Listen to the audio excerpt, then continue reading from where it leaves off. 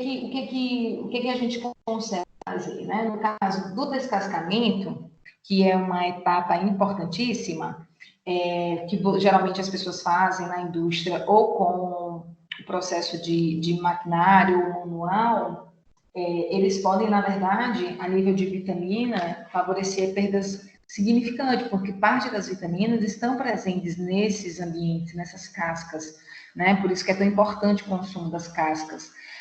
Porque, de uma certa forma, biologicamente, essas vitaminas, elas foram produzidas naquele vegetal com o intuito de proteger ele de raios solares, né, não só proteger, né, mas favorecer todo o processo de metabólico, bioquímico, porque elas atuam como coenzimas, né, então é importante a presença dessas vitaminas no vegetal com o objetivo de manter ele vivo e também de evitar que ele se deteriore durante a sua vida ali no campo, né, principalmente porque tem um excesso muito grande de insolação, principalmente. E aí, junto com esse processo de proteção devido aos raios solares, entram as vitaminas antioxidantes, né? Elas têm essa função, vitamina E, vitamina C, então elas estão ali, e é na casca que elas estão em maior concentração. Então, o descascamento é uma das formas, é uma das etapas aí que favorece uma perda muito grande de vitaminas. E é por isso que existe algumas formas de você utilizar o alimento na sua totalidade, né, para que realmente você consiga aproveitar e aumentar essa biodisponibilidade. Durante a indústria, você não faz apenas esse descascamento com facas, né? O processo manual, mecânico, mas você pode fazer via químico, né? O uso de algumas substâncias alcalinas. Não sei se vocês já fizeram descascamento de tomate. Tem gente que aquece o tomate e depois tira aquela casquinha, né? Ali você está favorecendo perdas muito maiores, porque você está usando altas temperaturas e ainda você está tirando a casca. Então, você não tira apenas as vitaminas da casca, mas também de dentro do produto devido à alta temperatura. Na indústria também faz esse processo, tá? Além de também na indústria ser usados processos de tratamentos alcalinos, né, que ajuda. Então, você utiliza uma substância altamente alcalina, tipo soda cáustica, deixa os vegetais emergidos ali, e aí depois de um período a casca solta, né? E geralmente eles fazem isso para vegetais que têm cascas muito finas, né? O tomate é um exemplo desses. E aí ocasiona também perdas, né? Como o ácido fólico é muito perdido durante esse processo de alcalinização, vitamina A, tiamina, geralmente são perdidas. Então, essas perdas, elas acabam sendo perdas irreparáveis. Bom, além disso, a gente tem algumas perdas relacionadas com o processo ainda no descascamento, né? Tanto ele físico como principalmente ele químico, né? Porque geralmente o químico você bota ele lá imergido, é o processo de lixiviação, que é quando você bota lá o vegetal dentro da água, com soda cáustica, por exemplo, né? A soda vai estimular a soltura ali daquela pelinha, e aí você vai tirar ela, então vai tirar a casca. Só que enquanto ele está ali, quando você termina o tempo de imersão, né? E você vai fazer o processo de retirada da casca, você tem perdas devido à reação lá da soda com essas vitaminas, né? Vitamina A, ácido fólico, né? Então elas acabam sendo perdidas. Como também você tem perdas de vitaminas mais hidrossolúveis, outras vitaminas, como vitamina C, complexo 12, ou complexo B, porque você está jogando aquela água fora, né? E aí muitas delas são muito solúveis na água e aí elas vão saindo, que é o processo que a gente chama de lixiviação, tá? Então, a lixiviação, ela geralmente acontece nesse processo, quando você descarta a água, né? Ou quando você faz a lavagem na água corrente, né? Então, a água, ela favorece esse processo de retirada devido ao processo de fluxo, né, de exposição do fluxo de água no produto. Tá? Então, aí é um problema muito grande. Ok? Outro processo que acontece ainda durante o descascamento, né? Quando você retira a casca, você expõe esse tecido vegetal em contato com oxigênio muito maior, aumenta a superfície de contato do oxigênio.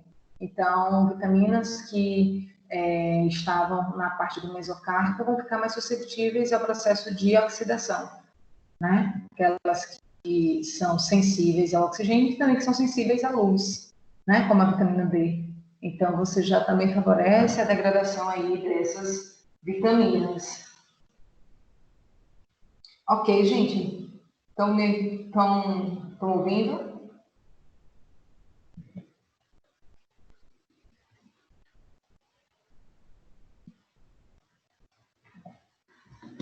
Oi, gente. Estão aí?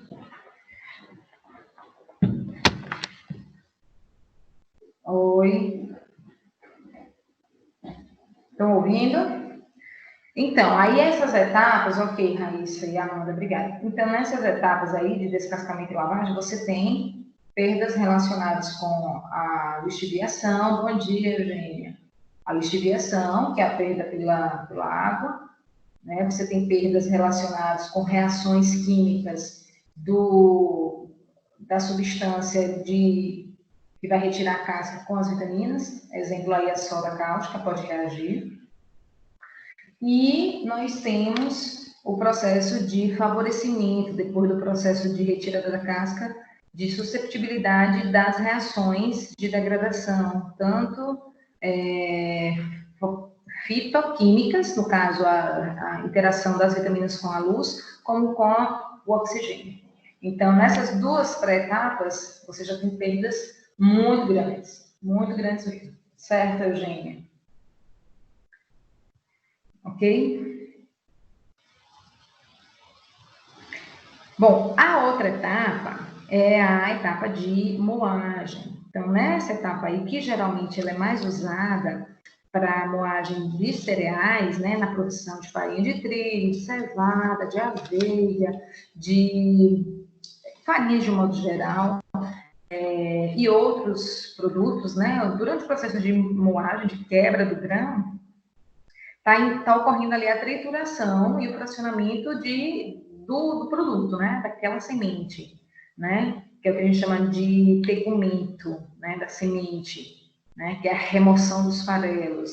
Então, muitas vezes, no caso, muitas vitaminas que estão concentradas nesses vegetais aí, elas estão concentradas no germe. Então, você tem, porque assim, ó, no cereal, a gente tem o endosperma, que é a casquinha, indo, né? Dentro você tem, perdão, a casca é o endo. Dentro você tem o mesocarpo, tá? Que é onde você tem amido, onde você tem vitaminas, onde você tem proteína, a parte de dentro.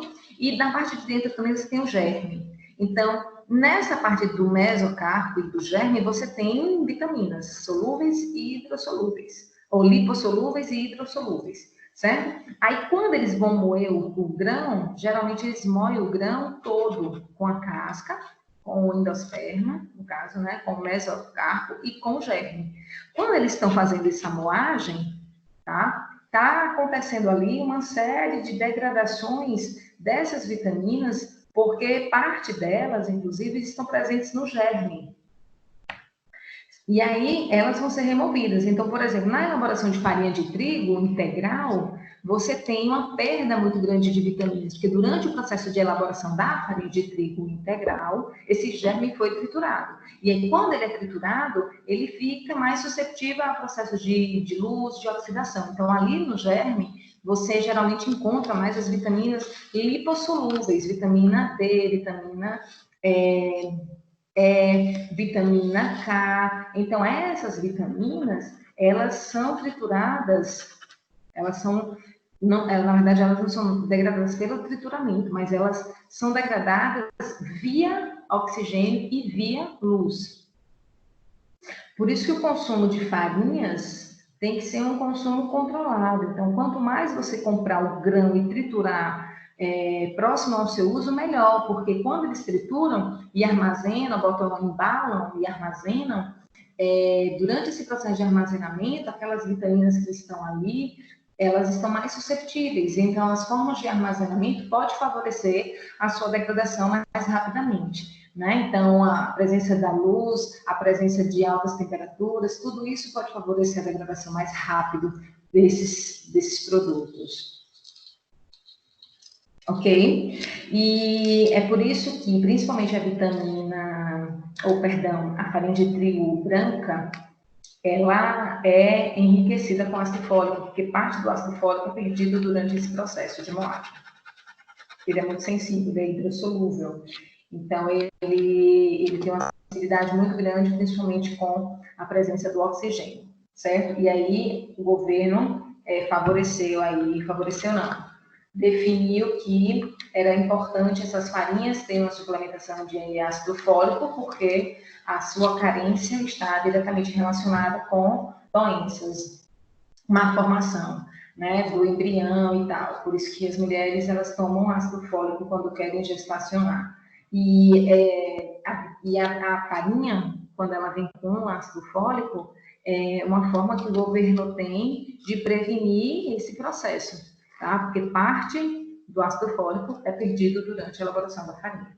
Então, é obrigatório os moinhos de trigo adicionar ácido fólico. Ok, gente? Tá? Porque isso está diretamente relacionado aí com essas doenças, né, de vitaminas.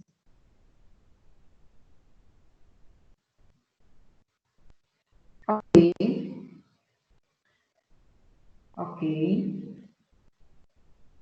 Estão me ouvindo? Estão aí?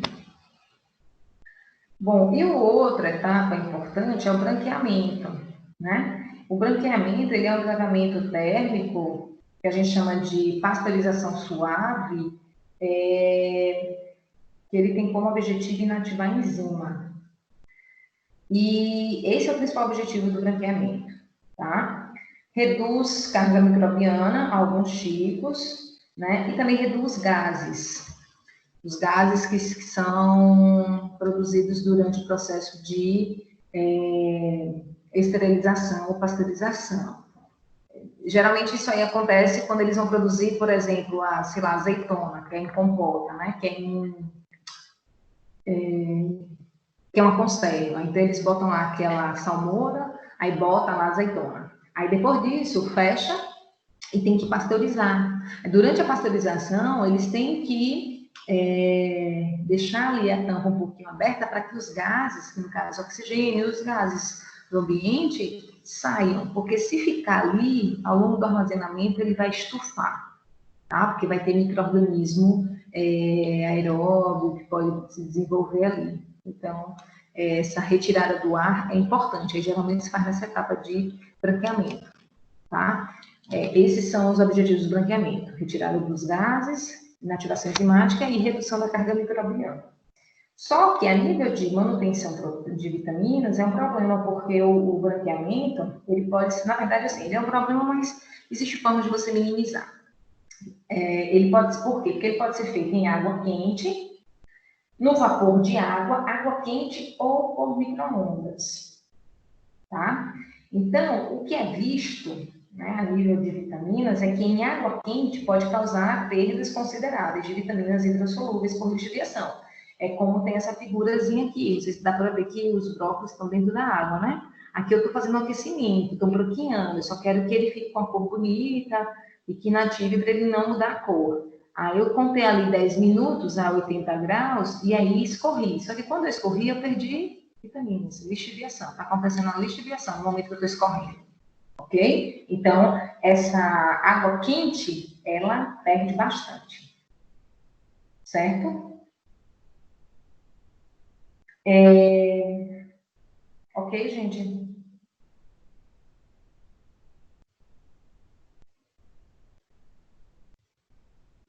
Bom, só que quando eu faço desse outro modo, que aí vocês estão vendo aí do outro lado, né? Percebam que aqui é um vapor, né? eu já tenho uma perda menor. Porque, na verdade, eu tampando isso aqui, eu vou manter a temperatura, parte dessas vitaminas hidrossolúveis, se eu tampar, eu não vou favorecer a sua saída, por isso que é importante você tampar o alimento, tá? Não é só para você economizar gás e ganhar tempo, não, é também para você prevenir a perda de vitaminas, porque vai acontecer o processo de evaporização, então parte das vitaminas hidrossolúveis vão sair junto com a água, né? Mas em forma de vapor. Então, se eu tampo, eu acabo ganhando em relação ao método de água quente, ok? Então, aqui eu não vou ter a lixiviação, né? Elas vão ficar mais presentes nesse tipo de alimento aqui, devido à forma de processo. Aí, o que você também pode fazer para aproveitar mais ainda? Porque parte delas podem ter ficado lá na parte de baixo, né? Se você botou bastante água, né? Se você manteve tampada, você preveniu que depois a água vai lá e cai em cima do alimento e você não perde aquela vitamina. Se sobrou um pouco de água no vapor, você pode usar ele para cozinhar um arroz, para cozinhar um feijão, né? Para fazer uma sopa. Enfim, são formas de você evitar as perdas vitamínicas. Mas, de um certo modo, esses dois processos que são muito comuns a nível de produção de alimentos, o que você faz no vapor de água quente é muito mais efetivo no sentido de prevenção de perdas de vitaminas.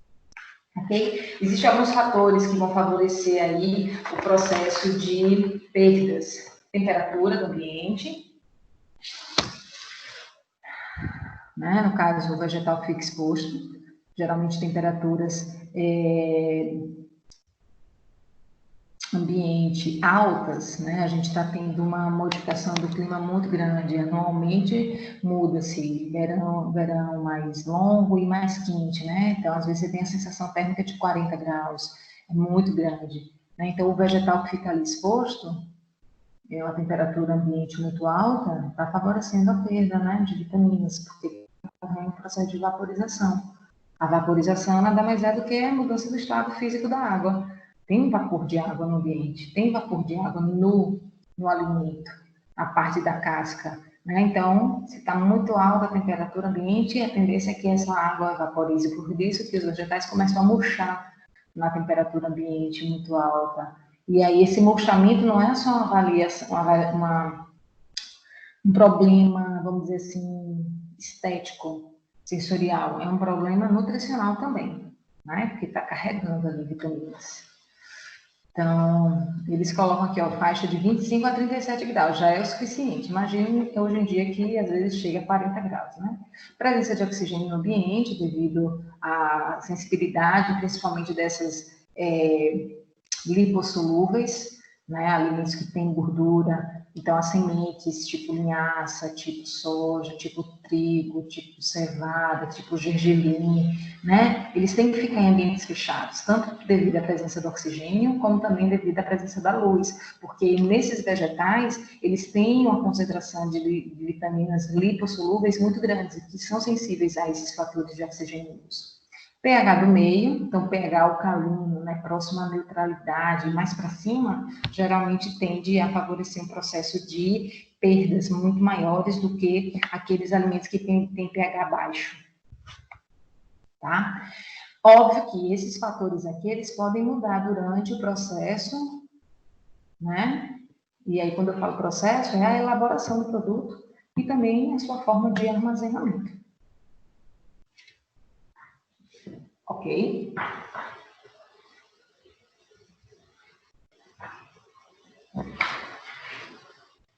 Ok, meu povo.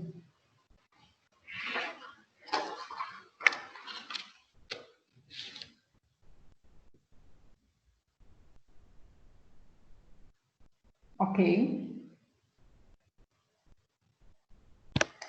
Bom, e por último, a toxicidade de vitaminas, né? Elas fazem bem à saúde, estão presentes nos materiais biológicos, serve para síntese, serve para atuar como coenzima na formação, precursor de hormônios, colesterol, mas elas têm problemas relacionados com a toxicidade. O que a gente vê é que as vitaminas, principalmente vitamina A, D, B6, são as que mais ocasionam preocupações, né, aos órgãos de saúde pública, porque são vitaminas que geralmente tendem a ser mais carentes nos alimentos, vamos dizer assim, né? As pessoas tendem a consumir baixa concentração de vitamina D, né? Baixa concentração de vitamina A e vitamina B6, né? No caso, a biodisponibilidade é baixa. Esses processos de elaboração do produto, do alimento, já favorecem uma perda se você não tiver esse cuidado.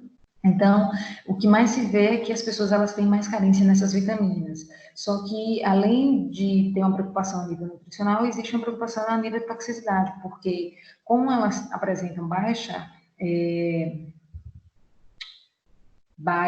vamos dizer, existe uma carência no mercado, né, as pessoas no consumo dessas vitaminas, as pessoas começam a suplementar. E aí ocorre o problema, porque o processo de suplementação é o que ocasiona a toxicidade, né? Principalmente porque, às vezes, a pessoa ela pode apenas adquirir isso aí via alimento, mas às vezes ela não quer, porque ela acha muito mais fácil comprar a vitamina. Só que, beleza, não tem problema você consumir uma substância simples, né? Suplementar. Mas você precisa verificar a sua dieta, porque às vezes você já compra alimentos embalados que eles já possuem a suplementação. E aí você está consumindo a substância com um grau de biodisponibilidade muito grande, porque quando você consome o alimento simples, né, tipo suplemento, é muito maior essa biodisponibilidade. E aí quando você consome um alimento suplementado que vem da indústria, também é muito grande, porque eles suplementam mesmo, ok? Por que eles suplementam mesmo? Porque eles são bons? Não, porque eles perderam. A indústria perdeu esse nutriente durante o processo de elaboração do alimento. E isso aí, por isso que isso aí, gente, é um problema muito grande, porque se a gente está tendo deficiência nessas vitaminas, é porque a indústria está favorecendo essa perda. Né? Aí, quando ela suplementa, beleza, ela repôs. Só que o indivíduo, às vezes, não tem controle da dieta dele. Aí ele vai no médico, o médico não, você tem que suplementar com vitamina D. Aí ele toca, mete lá a vitamina D. Mas aí o cara não tem preocupação, não foi num profissional, o médico também não falou da dieta, mas aí às vezes ele já está consumindo lá, né? Leite, manteiga, achocolatados, que tem suplementação, principalmente de vitamina D e vitamina A. Né? Então tem que tomar cuidado ali. Então, o que é visto até então é que a forma de toxicidade do indivíduo vem via suplementação e fortificação, o enriquecimento dos produtos embalados. Então, quando você tiver com algum tipo de carência vitamínica, é importante você ter uma dieta balanceada com base nessas vitaminas também. Não é só de carboidrato e proteína que a gente vive. Né? Então, é importante saber o que é que a gente está consumindo, que possua, que já está suplementado, ou que eu possa, inclusive, consumir um alimento natural, um vegetal, que eu vou ter, e fazer a minha suplementação apenas para suplementar, como o nome diz, né? Adicionar uma concentração para deixar no nível necessário para o meu organismo funcionar bem. Ok? Então, a toxicidade potencial, ela ocorre a partir dessas fortificações excessivas e que está relacionada com essa falta de conhecimento, de leitura de rótulo, de interesse pela dieta, a nível vitamínico. O que a gente vê é o interesse a nível de proteína, né? Mas isso tem que ter mas a gente precisa, na verdade, ter esse cuidado relacionado com essas vitaminas.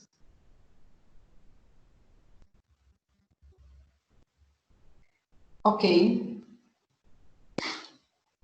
E outra coisa que é importante, essa toxicidade são para essas vitaminas que a gente usa, né? Suplementa.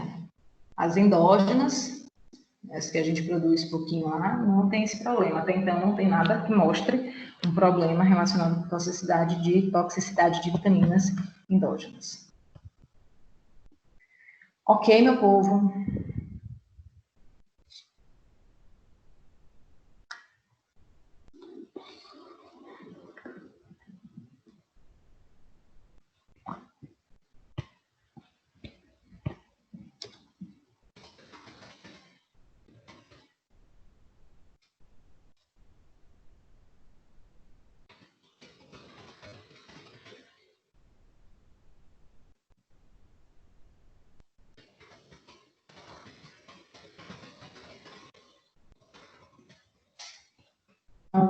dúvida?